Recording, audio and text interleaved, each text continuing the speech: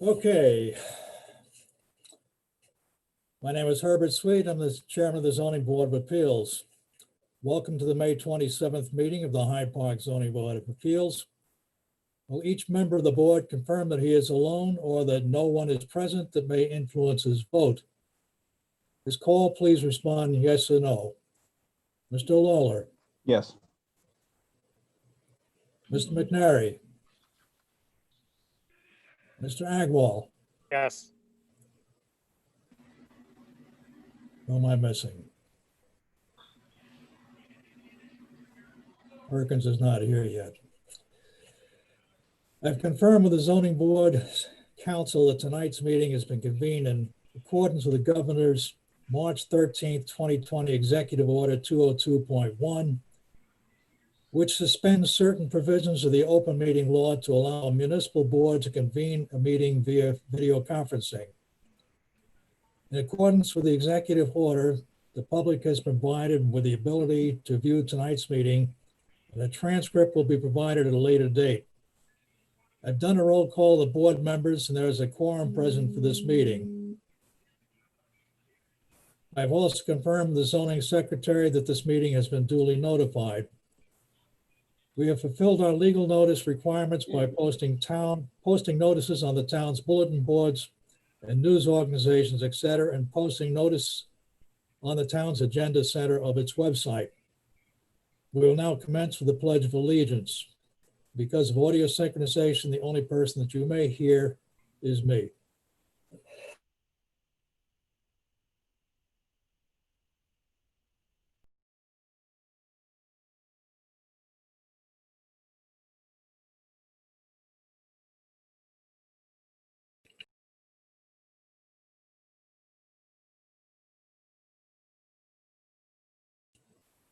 I pledge allegiance to the flag of the United States of America and to the republic for which it stands, one nation under God, indivisible, with liberty and justice for all.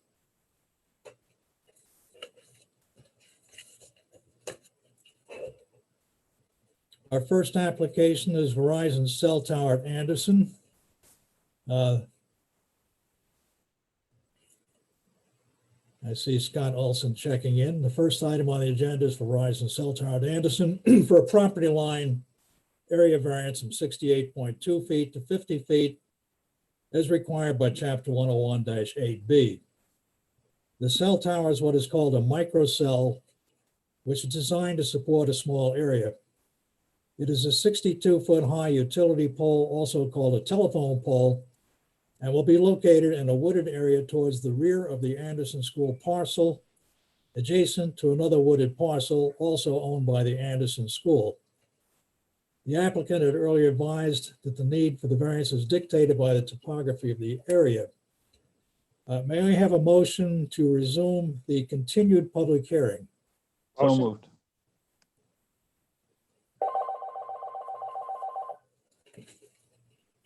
It's Perkins on the phone. Everybody stand by.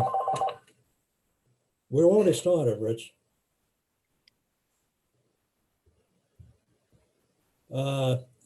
Neil, will you let Rich in?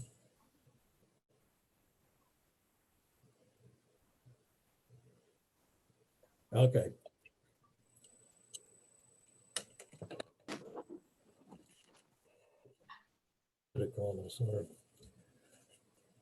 Okay, may I have a second on that motion? Thank you. Will the secretary please poll the board?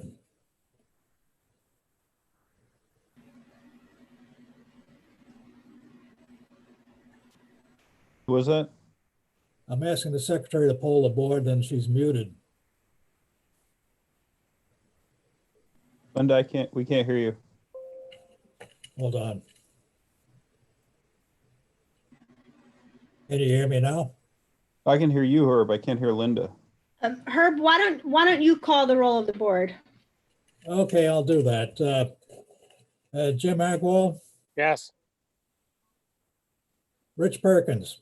Yes, Rich Perkins, you came late. Will you confirm that there is no one present that may influence your vote? I gotta turn the air conditioning down. I'm having trouble hearing you, Herb. I'll ask that question later. Brendan Lawler, Yes. who have I missed? Dave McNary. Dave McNary. I don't see him. Dave has given a thumbs up saying yes. He's given up? He has given a thumbs up. Herb, switch to gallery view. I'm in a gallery view. You gotta love this technology. Yeah. Okay. So I see our representative, Mr. Olson, is with us. Scott, do you have anything else to add to the informing us about the application?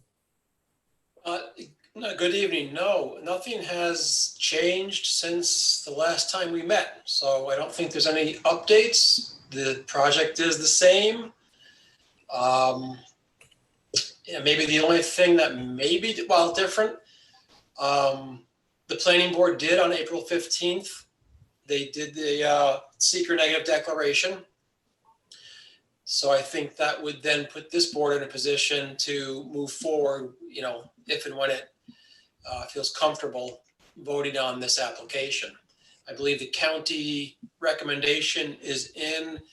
We have SHPO approval, so I don't think there's anything outstanding right now. Okay. Let me see if there's any questions or comments from the board. Let me start with Jim Agwal. I have no questions. Dave McNary. Rich Perkins, No, thank you. Brendan Lawler. No. Okay. Any questions from our attorney? No, I'm just going to ask if there's anyone from the public who has gonna indicated that get they'd to like that. to talk on this application. I do have that on my checklist.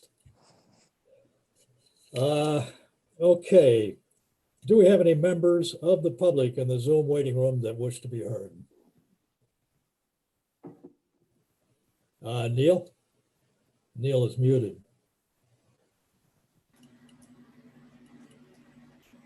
The members in the waiting room are all applicants. I don't believe that they pre-registered for this hearing.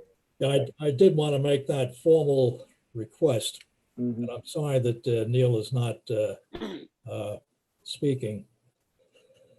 So I will take that as a What no. Patrick said, there are nobody in the waiting room except for applicants. There's nobody in the waiting room except for applicants. No residents have pre-registered to speak on any of the public hearings. Okay.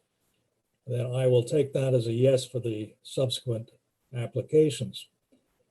Correct. Let me ask the ZBA secretary, have we received any written comments from anyone in the public that wishes his remarks to be read into the record? Oh, now we can't hear her. Linda has shaken her head saying no. Okay. To make things simple, Linda, have you received any such comments for any of the other applications? Okay, then I won't ask you again either.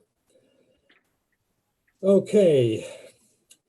The public can see the detail of the application by examining the plans which are online at the town website. That is hydeparkny.us. Named it myself. Go to departments, then to zoning board of appeals, and then to applications.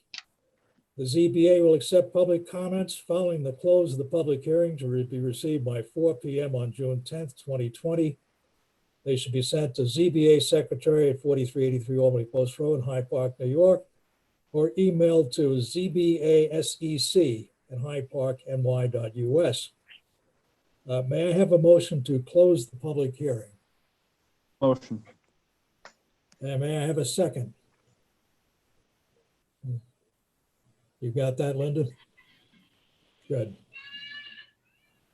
Somebody's got a baby. Will the secretary please poll? I'll poll the board. Jim Agwal, Yes. Dave McNary, Brendan Lawler, Yes.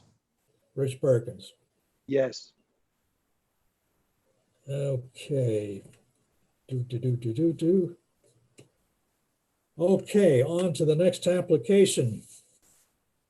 That would be James and Joanne Pickles. The engineer, please bring them into the meeting. I see James Pickles.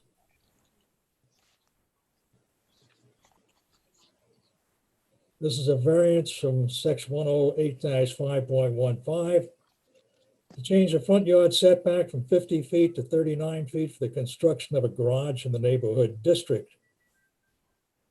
May I have a motion to open the public hearing? So moved. Second, Second. I'll poll. Jim Agwal, Yes. Dave McNary, Brendan Lawler, Yes. Rich Perkins.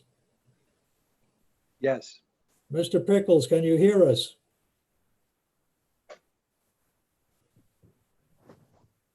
It shows here he's muted. Trying to unmute him, it's not working. Oh, There we go. I just clicked it. Hello, Mr. Pickles.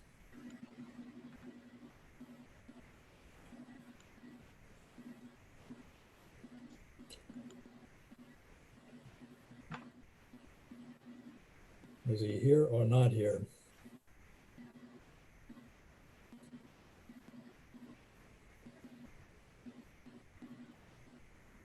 Mr. Pickles has been allowed entry. He is not responding.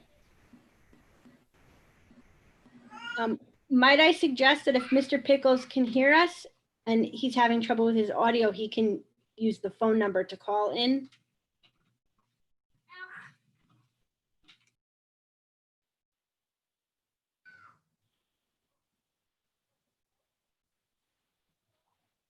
Mr. Pickles just left, so he's probably doing that. Thank you, Victoria. This will be the first we've done this. Will we be able to hear him through the computer? Yes? You should be able to. Okay. We may have to have practice sessions with the applicants in the future. That's not practical. It's not. We'll take that offline. All right.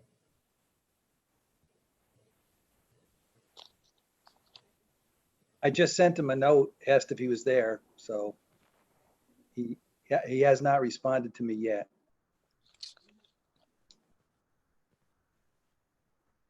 Do you want to skip to the next agenda item while he figures out how to join the meeting? That's not a bad idea. While we do that, Linda, if you wouldn't mind just re-emailing the phone number for this to Mr. Pickles.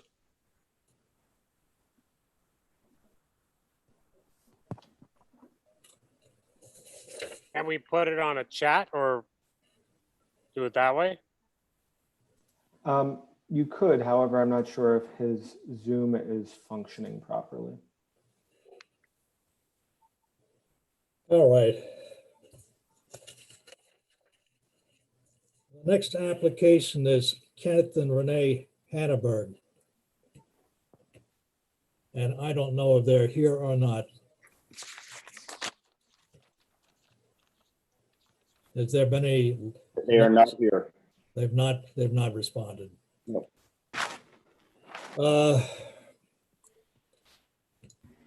Then we can, I guess we can put that one off, and then if they don't come into the meeting by the end of the meeting, we can defer it to the next meeting. Rather than defer it and then find out we have to on-defer it. Does that make sense, Patrick? Yeah, that's fine. We will table it for the time being and come back to it after we've dealt with other applications. Okay, somebody keep me honest on this. Okay, here comes our next applicant. Here we go. I guess we can put that one off. Don't come into the meeting. At the end of the meeting, we can defer it to the next meeting. Rather than defer it and then find out we have to on-defer it. Does that make sense? Or The this sound- work? Go on. Al, you need to mute your audio on the YouTube. Okay, here comes that one.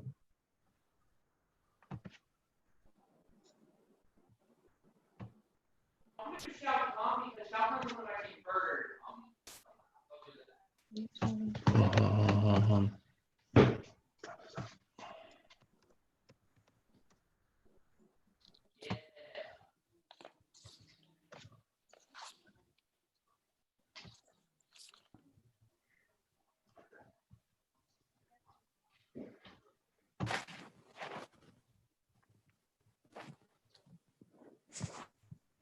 Rose, are you there?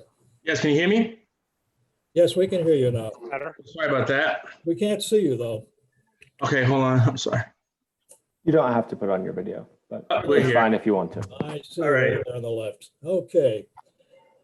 Well, we can do something. So Okay.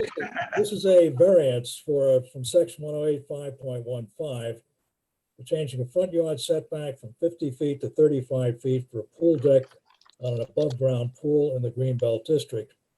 May I have a motion to open the public hearing? So moved. May I have a second? Noted. Polling the board, Mr. Agwal, Yes. Mr. McNary, Mr. Lawler, Yes. Mr. Perkins. Yes.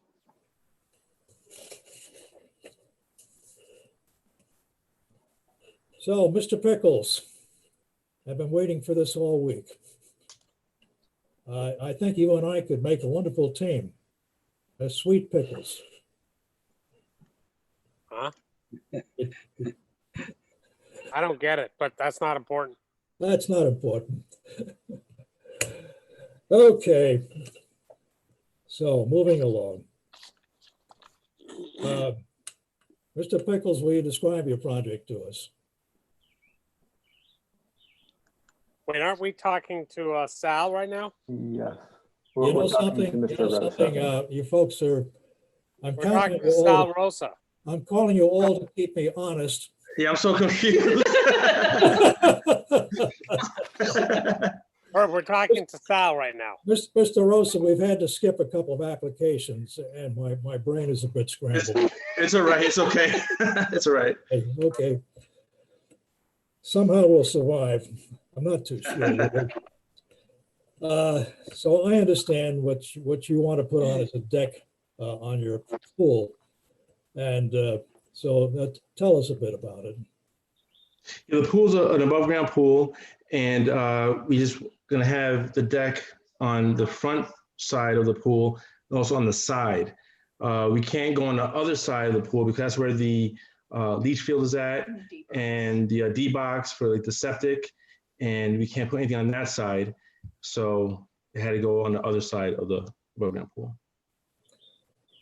Okay, I think I understand that. I've looked at the diagrams. I did the best drawing, but I can't draw that. Oh, we're used to this. Right. We do get a different quality of diagrams from the big box applications and the little house applications. So let me ask if there are any questions from the board, Mr. Agwal? I just have one question. Based on the picture, the pool itself is already within the 50-foot setback, right? We had it done last year. Now he got put in. I forget his last name because I always have a hard time saying it. The inspector came out and he approved it, and we put in through the town halls. We did that last year, and we we're gonna get the deck also last year, but we just couldn't afford it, so that was just doing it a year later. And the pool is obviously in the CO and everything like that is all done. So. Okay, that's kind of my question. That's all. Hopefully, Mr. McNary doesn't have any questions unless he can use sign language. We got to straighten this out, David. We'll do a practice session between you and me. Mr. Lawler, any questions or comments? No questions. Okay, and Mr. Perkins? No questions. Okay, any questions from our attorney? No questions. Okay, earlier noted that there's no one in the public in the Zoom waiting room and no written comments. Just make a note that the public can see the detail of this application by examining the plans, which are online at the town website, hydeparkny.us. Go to Departments, Zoning Board of Appeals, and then to Applications. Didn't finish my sentence. The ZBA will accept public comments following the close of the public hearing to be received by 4 p.m. on June 10th, 2020. They should be sent to ZBA Secretary, 4383 Albany Post Road, Hyde Park, New York, or emailed to ZBA Secretary at hydeparkny.us. Mr. Rosa, ordinarily for residential applications, when we were meeting in person and the public had the opportunity to be there, we were able to open and close these routine applications right at that meeting. We can't do that now. We have to allow for the possibility that somebody, legally, we have to allow for the possibility that somebody may comment. So expect we'll have a resolution for you at the next meeting. So go ahead, I'm sorry. The June meeting? Yes. Okay, so I have to follow up and come back in during the June meeting, or will there be like a mailed letter to me before that, or just so I know what the protocol is? We will notify you of when the hearing is taking place, or when the June meeting is taking place. Right now, it looks like the board will vote on the application at that time. We might want to talk to you, but I doubt we will need you to make a presentation like you did this evening. Okay. All right. Yeah, what you presented in paper and verbally is pretty clear. And I'm not anticipating any problems. Okay. We have to allow for the possibility. All right. So thank you very much. May I have a motion to close the public hearing? Okay, thank you. Herb, can I alter your motion slightly? Who's speaking? Patrick, yes. Yes, just to better reflect what is going on. Can you move to close the public hearing, but allow for written comment as you had stated previously? So if you could just say, but allow for written comment within the motion itself. Within the motion? Yes, Okay, because I had previously read that statement that we would be accepting comments. Yes, I would just, it would be cleaner for it to be in the motion as well. Okay. Then may I have a motion to close the public hearing, allowing for public comments to be received by June 10th, 2020 at 4 p.m. Motion. Second. Okay. And I'll poll the board. Mr. Agwal, Yes. Mr. McNary, Silent Dave, Mr. Lawler, Yes. Mr. Perkins. Yes. Okay, that is it for the evening for you, Sal. We have more work to do. Mr. Pickles is standing by. So you can move back to James and Joanne Pickles' application. I see the name, I see the telephone. Mr. Pickles, can we hear you? Hello? Hello. We can finally hear Mr. Pickles. Okay.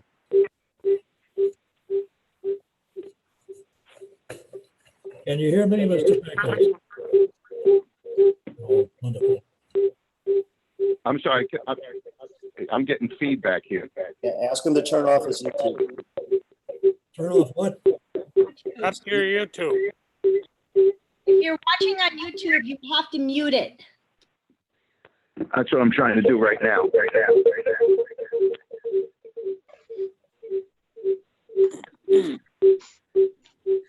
This is a space launch. We'd all be dead about that.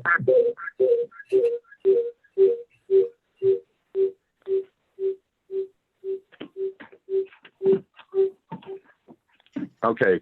Is that better? Yes. Yes. Okay, so now that Mr. Pickles is here, may I have a motion to open the public hearing? You already opened the public hearing. It's been open. I don't remember doing that. Mhm. I did. Yep. All right. I don't remember a lot of things. Okay.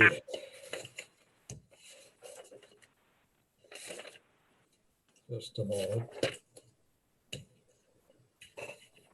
Okay, so Mr. Pickles, will you describe your project to the board? Yes, we're trying to add a garage in front of the existing structure in the same driveway.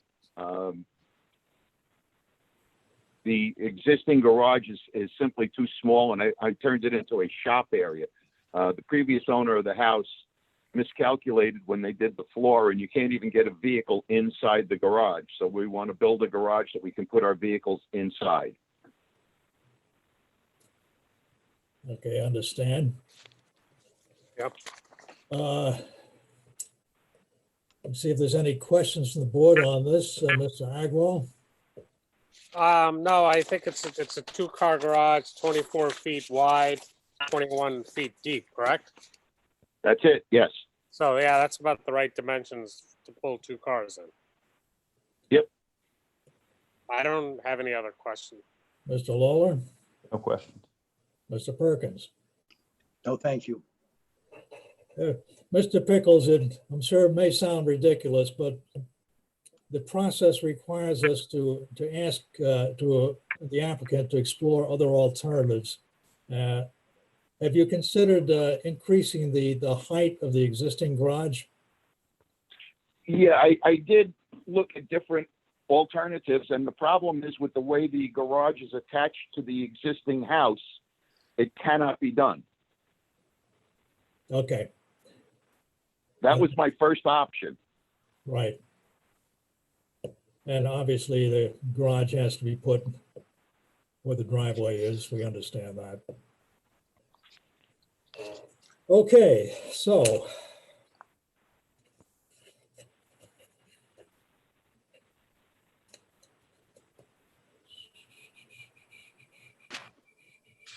that's the questions of the board. Any questions from the attorney? Not at this time. Okay. So in that case, may I have a motion to close the public hearing, noting that the public may submit comments to the ZBA secretary received by June 10th, 2020 at 4 p.m. to mail to secretary, ZBA secretary, 4383 Albany Post Road, Hyde Park, New York, or email to zbasec@hydeparkny.us. Thank you, Dave. May I have a second? Okay. And poll the board, Mr. Agwal, Yes.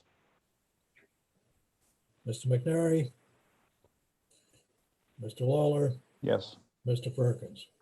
Yes. Okay, and so Mr. Pickles, we'll see you back here next month, at which time we expect we'll have a resolution. We can't complete it tonight because we have to allow the public an opportunity to respond, legal obligation. Not that we're expecting a response. Okay. Okay, Okay. So then the response time ends on June 10th, and then at the next meeting you'll actually have a vote on this. yes, correct. We'll have a resolution and Okay, a good. vote. That'll be June I understand. June 24th. Just to clarify, we understand. cannot promise that the ZBA will vote, but we anticipate that the ZBA will vote at that time. Well, we'll have a resolution and we'll vote on it, we expect. Yes. How we'll vote will be determined at that meeting. Okay. Mr. Hanneberg arrived or not? Mr. Leanne is here.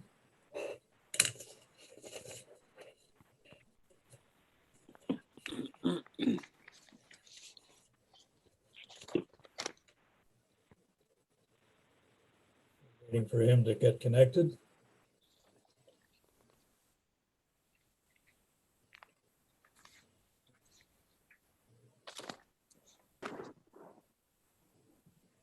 He should be here. Ask if he can hear you. Mr. Leon, can you hear us? We don't see you yet. We don't hear you. Microphone's muted. I see that. Yes, I've attempted to unmute. There we I go. see him now. How are you? How you Good. doing? Can you hear us? Yes, I can hear you great. Okay, very good. So Good this- afternoon. Good evening. This is a determination of section 108 from 6.5, changing of a non-conforming use. The applicant, Michael Lehan, is seeking a finding from the Zoning Board of Appeals regarding the proposed use of the property for a base of operation associated with a small landscaping business. Is it of similar or less impact than the existing non-conforming use of monument display and sales and garage storage in the neighborhood district? So I'm glad to see Mr. Lehan is here. Can you tell us about your project? Yes. So currently, there's the headstone sales that have been ongoing there at that property for years.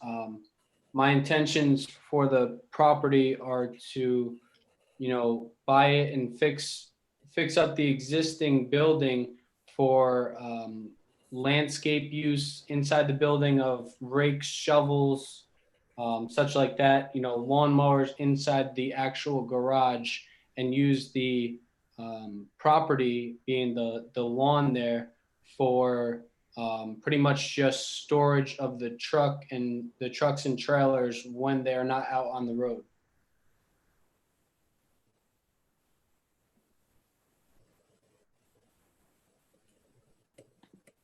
So I have some questions, and we're going to open up to the board for some of the questions. And we'll probably want to hear from our zoning administrator as well. Can you tell us how many trucks and other vehicles will be parked on the site and what size and type? So currently I have two pickup trucks. They're 2500s and they're gas, not diesel. I don't have any diesel trucks. I don't intend to purchase any diesel trucks in the future. They're 2500s in size, with a bed, 8-foot bed.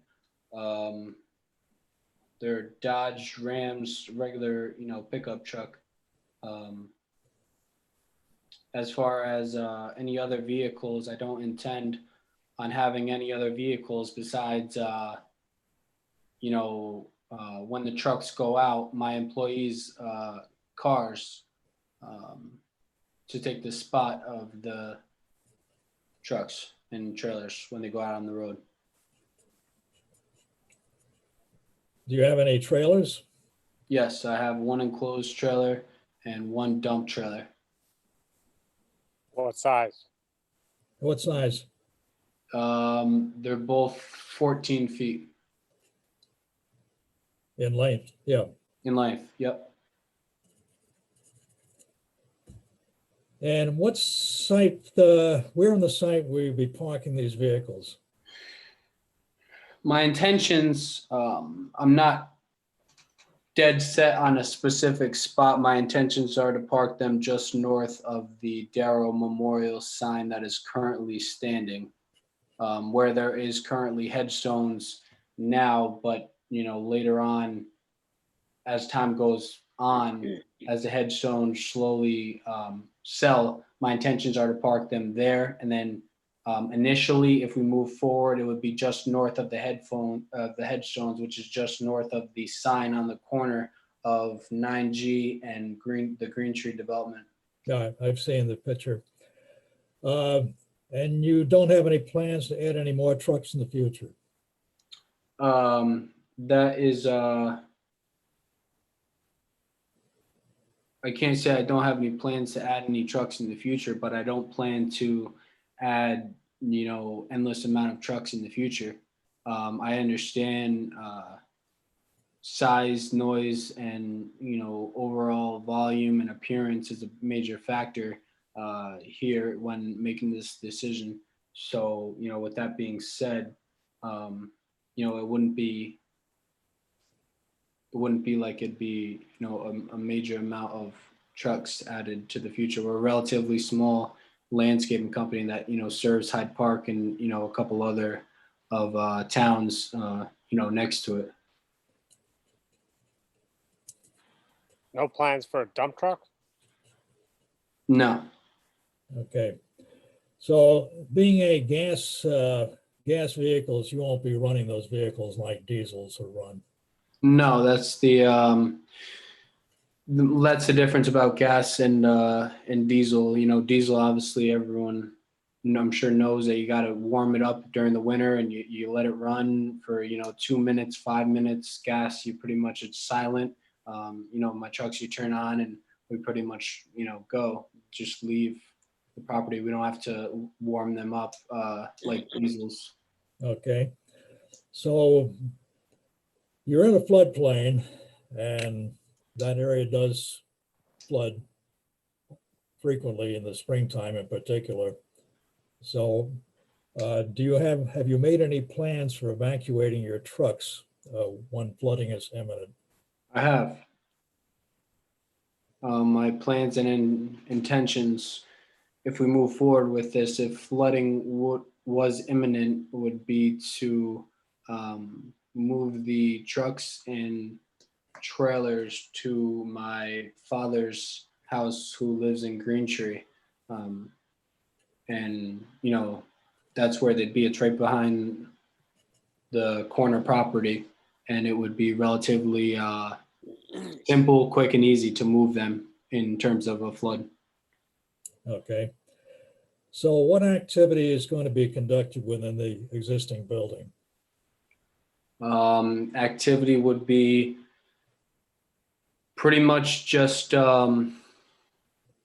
storage of, like a lawnmower when it's not inside the trailer, storage of rakes, shovels, small landscaping hand tools, occasionally work on the lawnmower, do an oil change on the lawnmower or something like that if need be. But, Any landscaping supplies? no. No stockpiles of mulch and dirt and all that? No, definitely not. We, go ahead. Another question, are the pickup trucks stock exhaust, factory exhaust systems? Completely stock, yes. No plans to do what some people do to them? No, definitely, because, my intentions for the company and the overall appearance is to look professional, and in my eyes, upgrading and aftermarket and changing the exhaust system and the factory emissions is not very professional, and it also turns a blind eye. So definitely have no intentions of changing the trucks exhaust or upgrading them. My plan is to keep them stock as they have been. Okay. And clean. My next question is, do you know about any impacts to the building and the contents in prior flooding? Yes. I've been inside of the building to look at the building. In terms of structurally, there was no damage from the prior flooding. The only thing that has been impacted is the existing sheetrock, which has water stains from the water coming in from the floor and evaporating and slowly creeping its way up as it sat there, I'm sure, with time. So structurally, there's been nothing damaged by the building. On the outside of the building, within time, it's been lack of care over time and over years. So I can, and you can definitely notice it's kind of wearing away. But with that being said, with a little tender love and care, it can easily be, brought back to life. Okay, do you have any plans for any, any outdoor storage?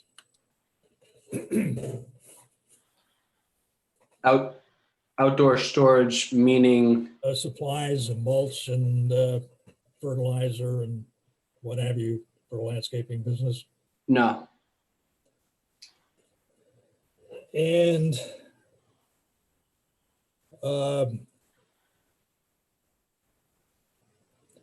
we need to nail down how many vehicle trips would be there are. In other words, how many vehicles would leave and come to the site each day?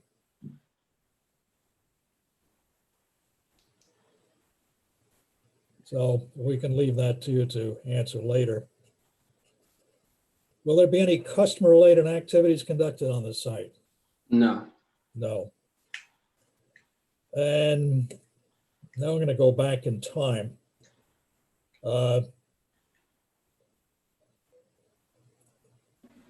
The rate of sales of monuments and the inventory would indicate how long it would be taking you to dispose of the current inventory.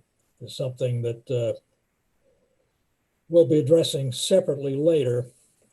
But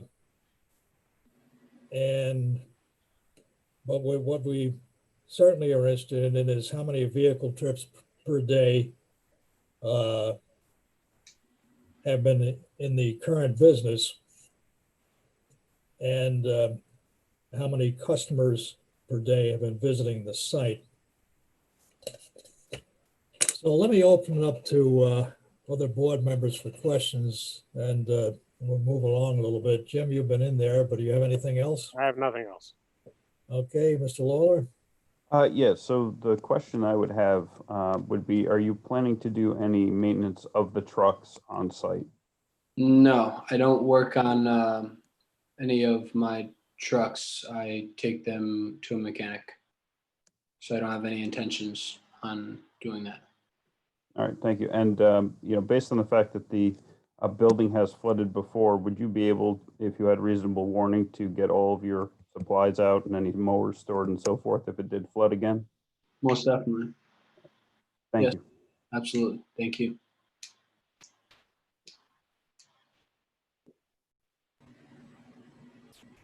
Mr. Perkins? Hi, Herb. I was on a different board before, and we allowed some things to happen, and we had promises, but it didn't pan out, and it caused some grief, let's say that. So because when you're in business and you're trying to accomplish something, sometimes maybe you have to bring an extra truck in. You got to store stuff there overnight because you couldn't get rid of it that day. I mean, there's all sorts of scenarios that I see that well-intentioned, but once you're in a practical mode, it's difficult to maintain those good intentions. I don't know. Go ahead. I didn't mean to interrupt by any means. I just kind of wanted to answer to that comment that you had. I agree entirely with you. However, in terms of the biggest thing is appearance and noise, and I think the biggest factor would be remaining true to what I say, as well as keeping the property nice, neat, and organized for everything that is on the property, meaning the trucks, the trailers, straight, always straightly parked, kept clean, and the overall appearance of the property would be enhanced as we're a landscape company. the yard would look better, the building would look better, and, everything around it in terms of organization, to kind of just go off of what you said as a practical use once we are in the building. So let me ask our zoning administrator, do we have enough information to go forward with this application? Did we have enough information, what? To go forward with this application? Well, I think the details, as to what you need to make your decision, I think that's kind of up to you. The application is in. Michael, can I ask Michael to kind of describe what would happen on the property during a typical day? So your crew arrives and they get all the stuff into the trucks that they need, and then they go out to the site, you go with them, they leave their personal vehicles there. Do you come back for lunch? So typically, we have a lawn crew and, mulching or a different crew, like a soil, odd different job crew. The lawn crew, usually, they'll come, we'll get the truck pretty much packed up and ready to go out in the morning for the afternoon. We have to sharpen the blades, but I make sure we sharpen them in the afternoon, so we're not sharpening them come morning time. We're not starting the mowers in the morning, so that when the lawn crew comes in, pretty much all they have to do is come in, park their vehicles, and start the one truck, and then they're good to go out. And they go on their own. Their cars, two of them get parked there, and they're there the whole day, and they don't come back into the property for lunch or for anything else really until they're done with the day. And the same goes true with the other two guys for the other truck. That's just come in, and we might prepare, get shovels or get rakes or hedge trimmers, anything, and load up the trucks initially. And my aim is to try to make as few trips as possible and make sure that we don't forget anything, or we got to come back to pick up another tool or lunch. They eat lunch while they're out, and their vehicles get parked, and they don't. The only time that changes is when they're done with the day and finished with the day. Do you anticipate receiving mail at this address? Business mail? I haven't thought about that, to be honest, but if that's I'm not dead set on that. If that has a way, an impact on the decision or matters, I'd be fine with leaving the address, the business address, where my mail gets currently sent now. But if not, then possibly down the road I would switch the mail over to that address if it's not a problem. Okay. And can you estimate how frequently the headstone sales occur? No. In terms of for what time period, for the past year or 2 years or? Well, or what? yeah, if you could estimate, I guess, the last year or the last 6 months. In terms of looking at the overall vehicle traffic in there? Yes. I can't give you an exact number of the past 6 months or a year, but I have noticed that, as I live in Green Tree and past Green Tree, there are sales that have been going on there with 2 cars. And, as the current owner is showing a headstone or selling a headstone to a customer. So I have noticed vehicle traffic in there the past year. Now, somebody comes in and maintains the property and mows it. So there's that aspect of the headstone business as well. It's obviously the headstones can't be lifted by one individual, I wouldn't think, to be put on a truck and taken out. So there must be some mechanism for lifting them and moving them. Yep. Can you describe that? So, you know, I'm not exactly sure of the way that the current owners have been going about that. However, you know, my way moving forward would be, my father is in the burial vault industry. He works for a company that delivers and installs burial vaults to all the cemeteries around here. And, you know, he knows many funeral directors. So he has a truck that is, it's like a boom truck that will be able to pick the headstone up and move it onto the truck and get it to, you know, wherever it has to go, or whoever might have purchased it. Okay. Okay, let me sum things up. Just Herb, hold on one second. Yeah. Dave McNary had a question through chat. He just wanted to know if there were any plans for a fence.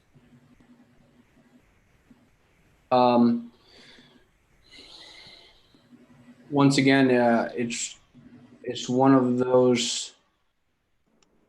It's a scenario that I'm undecided on. I don't want a fence to be a alternate decision maker for this. You know, so down the road, if a fence isn't altering decision maker, then a fence might be a possibility. Bushes may be a possibility. If it would be a helping factor, then I'd be more than willing to plant bushes along the 9G road line, or the, you know, as the Green Tree entrance. If it would be a helping factor to put a fence up, then, you know, I'd like to do that as well. So, you know, I don't have a set decision on that. I want to do anything that's possible to be more of a helping factor in terms of the overall decision, as compared to, you know, just being set in what I'd like to have taken care of there. Okay, so I'd like to sum things up. Not delaying, but bringing out observations of what's going to be involved in this application. Right now, what we're dealing with, our next step, is called a determination. The current zoning, the listed applications do not include general commercial, which is the current application or the current use, which is non-conforming because it was legal at the time that the zoning was written. In common language, people say grandfathering, but we call it non-conforming. And so the zoning requires that a new use be less non-conforming. Now, I like to make extreme applications that are extreme illustrations that are silly, but they get the point across. If you were to replace an IBM plant with a candy store, it would obviously be less non-conforming. This is not going to be as easy as that.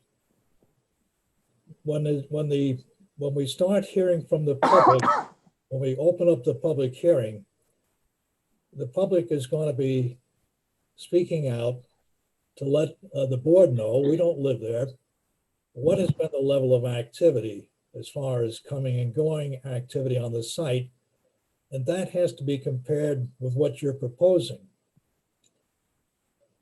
And even though they're both small, yours has to be smaller or at least the same. We've got to get past that point before we go any further.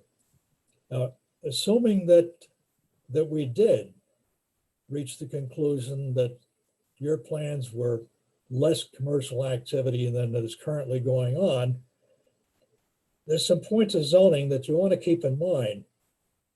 4.3 D3B prohibits the storage of unenclosed commercial vehicles unless they're used in conjunction with a commercial business or other use lawfully conducted on that lot.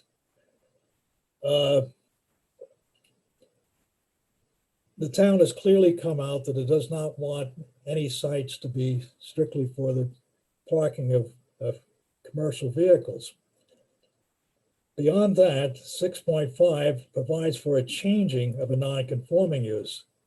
It doesn't provide for the continuation of a non-conforming use along with the addition of a new non-conforming use. So you would be continuing the sale of monuments with a new non-conforming use. 6.5 doesn't say that. It says it has to be changed. We have to address that. In addition, 4.3 G2 disallows any use within a 100-foot stream corridor, and your corridor goes all the way up to your driveway. That would require an area variance from the zoning. The entire parcels within the floodplain. A floodplain development permit would be needed. And eventually this will end up to the zoning board for a site plan, and they're likely to call for pretty extensive screening, which I'm not going to get into that. That's not my area of expertise. That's what the planning board does. So understand this, these are all things that have to be addressed. It's not just as simply the first step to say, oh, we agree it's less non-conforming. You got to go through all these other things as well. And I wanted you to understand that. I'd want to understand that myself if I was an applicant. I know that a lot of this is inside baseball. It's zoning law. We're familiar with it because we deal with it. When I was not on the zoning board, before I got involved in town activity, I didn't have any idea either. But I want to make clear what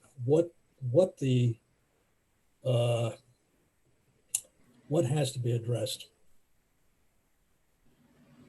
And so you don't have to make any decisions or anything now, but I want you to know about that.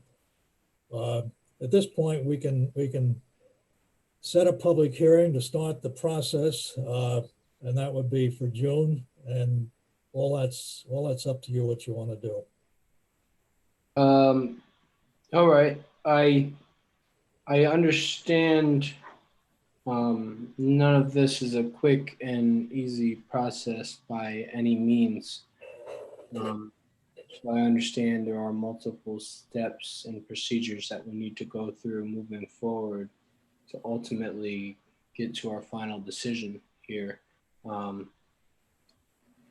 So do you know when the public hearing would be in June or a date? Will be our next meeting, which will be June 24th. All right, and so June 24th, and then where does that next meeting put us at in terms of an overall, direction to where we're going? What will we know will we be closer to our decision next meeting than this meeting and the meeting before? Let me call on Patrick. You want to take that on? Yeah, hi, Michael. The board can't promise where they will be at the next meeting, but what we do know is that we need to hold a public hearing and let the members of the public talk or have an opportunity to comment on your application. It's only after we have that and we close it that the board can decide whether or not this initial determination will be more conforming or rather less non-conforming. So if it went as fast as possible, the ZBA could set a public hearing for the next meeting, close it at that next meeting, and then potentially take action at the meeting after that. However, I have to let you know that if the board thinks that it wants more information from you or wants to give the public more opportunity to comment or review your project, the board could continue the public hearing to the month after that as well. So I've seen public hearings last a year. I'm not saying that yours would, of course. I'm just saying we can't say for certain. So we can't say for certain. What would be the underlying factor determining the decision of next meeting? Would it be what the public has to say, if there are any questions or concerns about the public? Would that be the altering decision maker, or would it be if the public, if we come to next meeting and the public is does not see a problem or have any concerns with this moving forward, could you say it's a good likely chance that we'll come to a decision at that point at the next meeting if there are no concerns from the public? What I can say is, well, first, I just want to let you know that the board needs all of its information before it can close the public hearing and make a decision. And I just want to point out that we asked you a few questions tonight that you said you weren't able to give an exact answer for. And I think the board would like to get some more information on those questions by the next meeting. So you can just send in a letter to the ZBA secretary. For example, one of the questions was estimated vehicle trips. It would be very helpful for the board in making its decision to actually, even if they're just estimates on your behalf, estimates of the current vehicle trips as a monument sale business, and estimates for vehicle trips if it were to be a landscaping business. Similarly, with the number of customers on site, I know you said that you've seen them, but even just an estimate so that we can have something in the record. Things like that, just to flesh out your application. So that's what we need from you right now.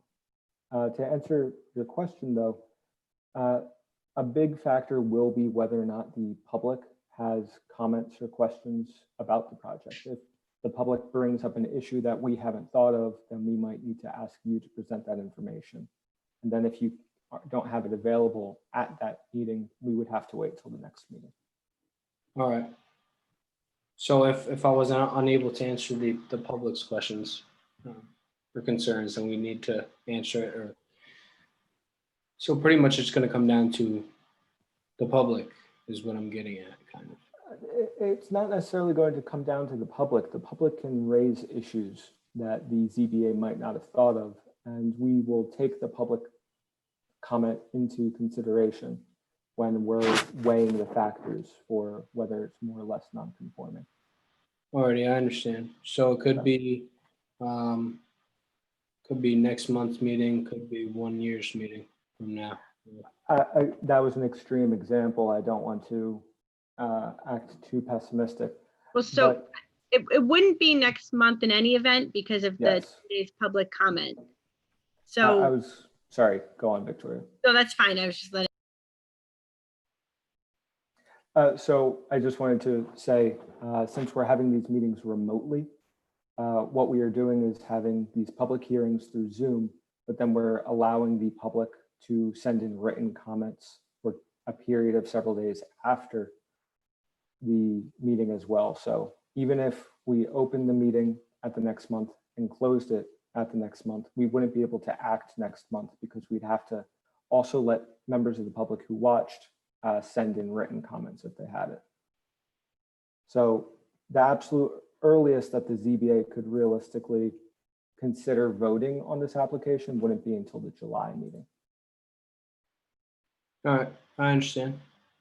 In addition to the public's questions and comments, I expect that there will be people that, particularly people that live in the area, that will, in coming and going to and from the development, will naturally have made observations of what the level of activity has been at that site over the years. We don't know, we don't live there. And what we hear from the public compared to your plans will be how we make a determination of whether your use is lesser than the existing use. And as Patrick and Victoria have pointed out,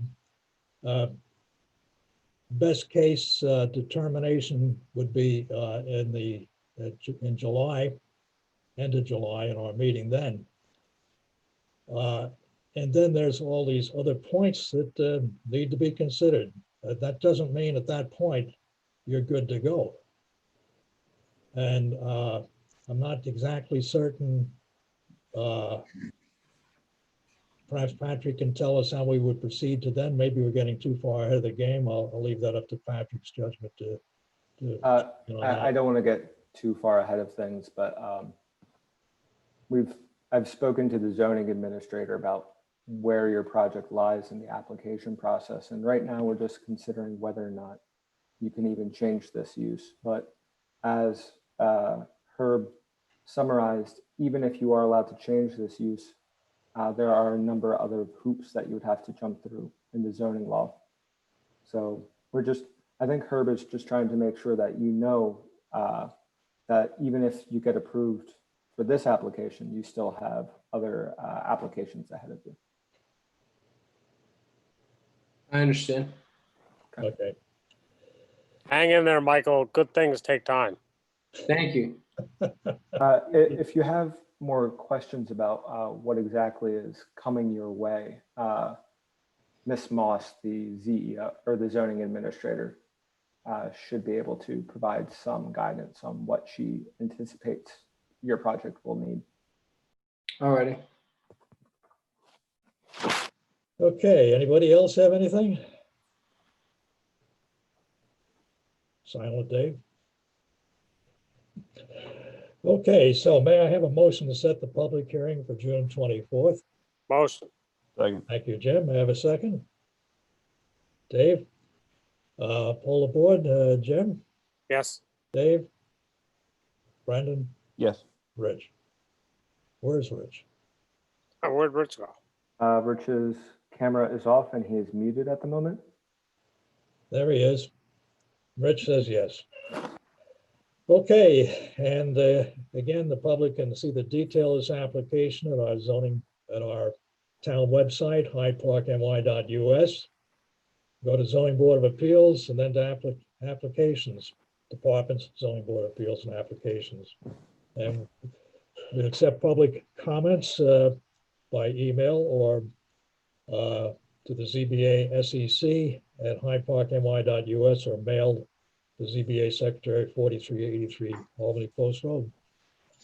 All right, well, thank you very much. And we'll see you in June.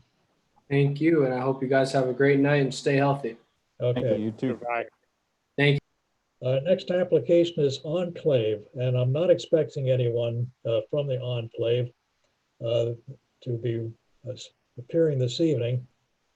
I can always be surprised. The Enclave is a development on Cream Street. For those who are watching and don't know what an enclave is, it's the name of their development. And a variance was granted on March 22nd, 2017 to change the average density of 2.5 dwelling units per acre to 1.41 acres. I'm sorry, 2.5 acres per dwelling unit to 1.41 acres per dwelling unit in the Greenbelt District. The applicant is seeking extension of the time to which to exercise his variance pursuant to 108-33.5F, the town code. And the applicant has advised us that nothing has changed since the variance was granted or since the last extension, which is the reason we go through all this to see if anything has changed.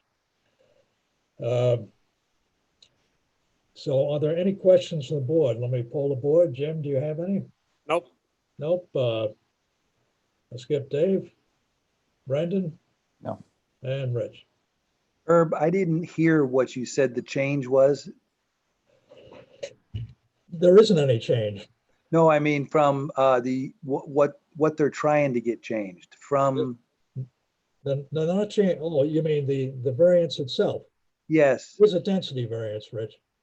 From 2.5 acres per dwelling unit to 1.41 acres per dwelling unit, which we granted in 2017.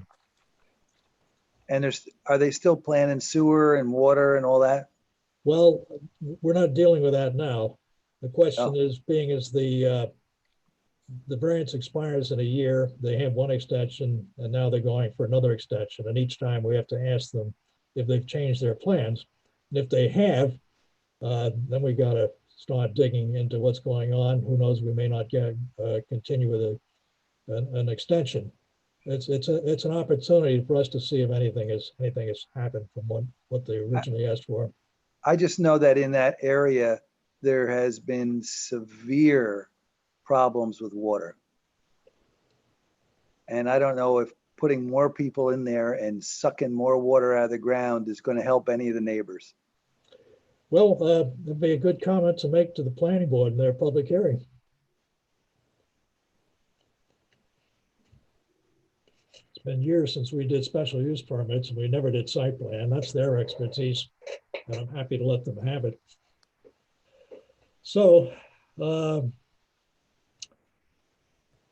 do we stand? Oh, yes.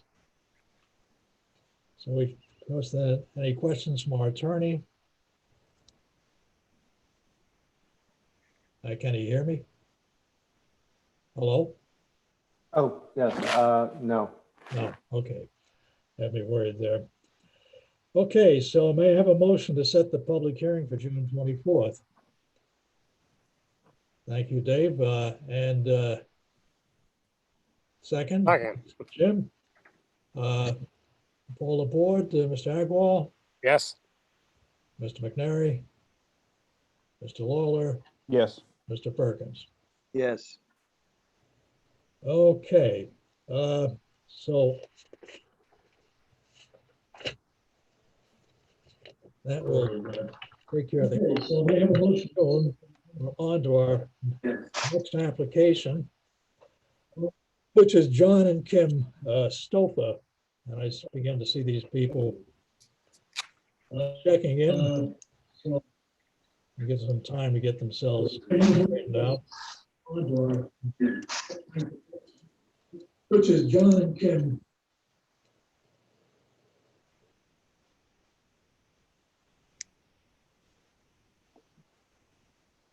Mrs. Stofa, can you hear us? I can hear you. Okay, you're good. See, Peter Andros is still attempting to get started. Mrs. Stofa, can you hear us? I can hear you. I can. I can hear you with a lot of echo, Peter. See, Peter Andros is still attempting to get started. Okay, good, good. Stofa, can you hear us? I can hear again. See Peter's fuzzy face there. And Mr. Marvin, I'm sorry.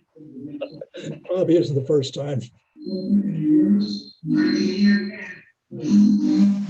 Someone has the YouTube video playing on their computer. If you could mute that. I'm here.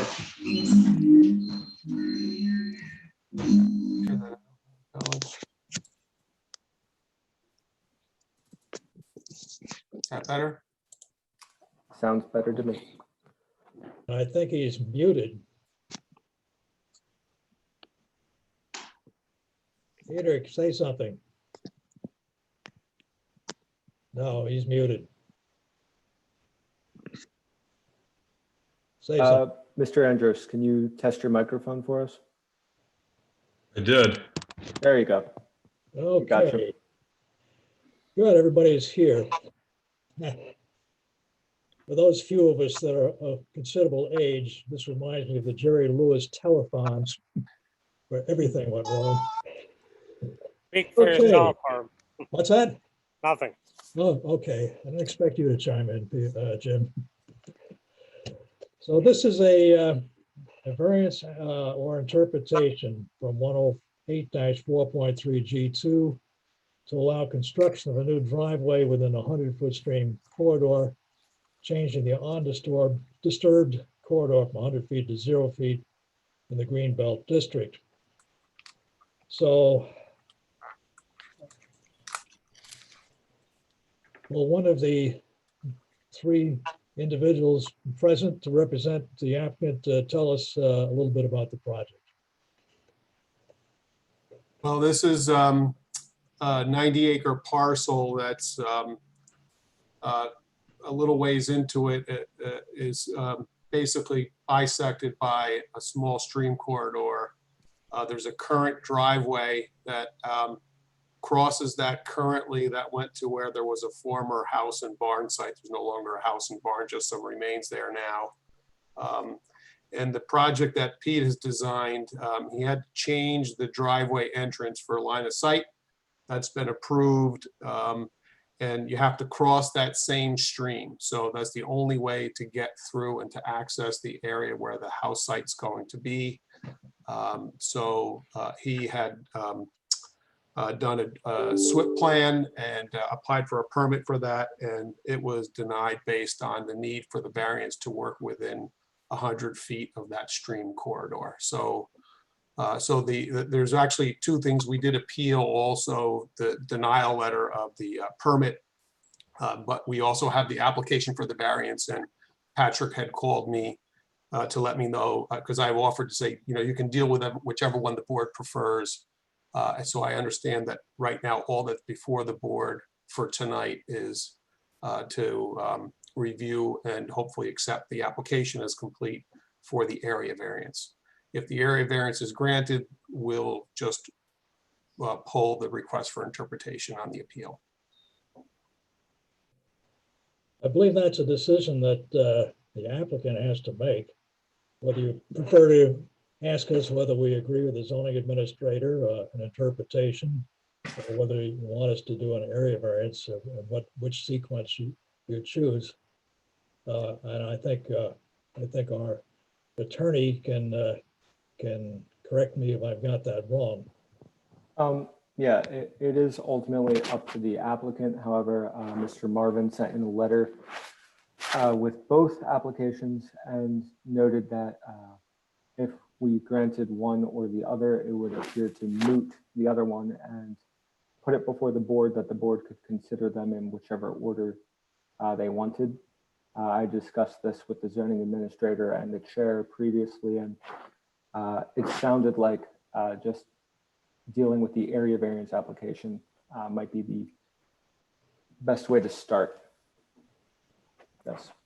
And then if that were to be granted, it would likely moot any need for an appeal of the zoning administrator's decision. And I agree with Patrick. Okay, we certainly can do that. Let me see if there's any questions or comments from the board.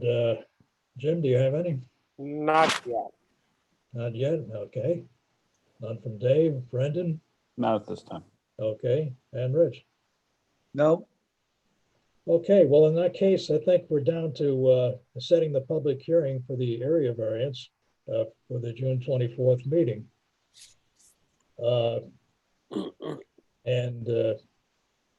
So may I have a motion to do that? So moved. And a second? Okay. And a poll of order, Mr. Agwal? Yes. Ms. McNary, yes. Mr. Lawler? Yes. And Mr. Perkins? Yes. Okay. So I think that wraps it up for the time being for you folks.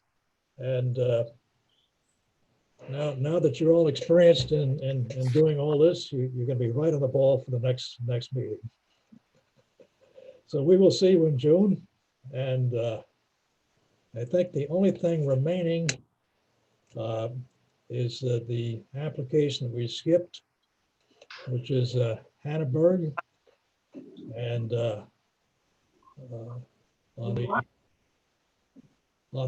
the possibility that they may possibly have woken up and come to the meeting, but I don't see anything. No, they are not standing by. Not standing by. Would you like a quick update on the Hannaberg application? Apparently the Hannabergs put in their application for the variance on a deck that is like already there, and they were trying to sell the property, and the property has sold. We've tried to contact the new owner to get them to sign on to the application. And I believe we have had no luck identifying the new owner. Mr. Henneberg says that he has contacted them a couple of times and they're not responding by contacting us. What's the legality of that? And that's not my forte. Patrick? Well, we want the property owner to sign off on any application that's going to be affecting their property. So we wouldn't move forward until we got some sort of okay from them. What happens in a case like Tad said, where it's how could it have been sold without the variance? That You know, doesn't make that's- sense. People are We don't- free to buy whatever they buy. They bought a problem. Let the buyer beware. They certainly didn't do their homework, You or know, the and- attorneys didn't. So I would hope that fairly soon the property, real property, will catch up with the sales. So we'll be able to know who the new owner is and where they live so that we can contact them. I would certainly rather resolve this through the variance process than trying to go through some kind of an enforcement that is not desirable. We'd rather resolve it. Agreed.